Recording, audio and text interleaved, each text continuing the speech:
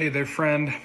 What's going on? I wanted to talk today about growth for the sake of growth and why that's kind of useless. I've been reading this book. It's by this gentleman named Paul Jarvis, and he calls it The Company of One. And talking about small, early stage startups and why it's something to really question as to whether I want to grow just for the sake of growing. Because what does that?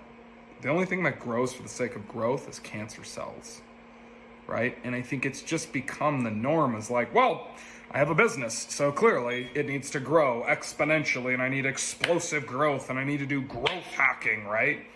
Which just puts us on a roller coaster of emotions and pain, and just it's not good because we get these like large windfalls because we put in this huge sprinting mentality of like, I'm gonna have explosive growth, right? And maybe it happens and great, but then what ends up always happening, it's the law of nature. There's expansion and then there's contraction. So immediately after this comes this, right? If it's too much intensity, it's got to come back down.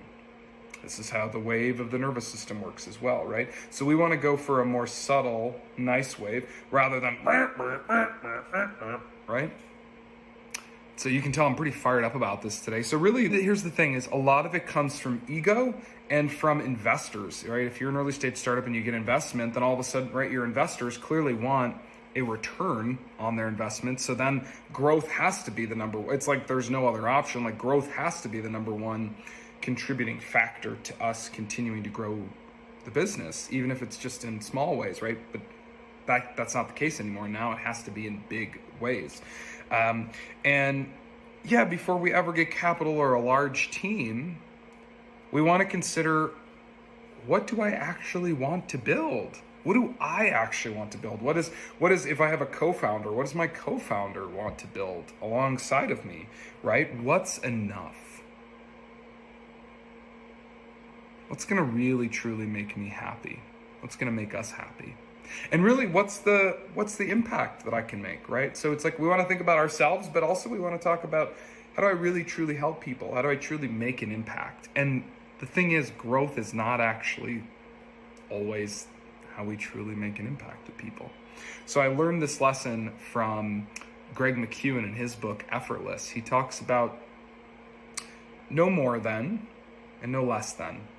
So the way that we run a steady marathon rather than a sprint flat out all the time is thinking, I want no less than, let's just say 3 reach outs, right? If it's for a coaching business, I want no less than 3 reach outs, and I want no more than 10 reach outs per day.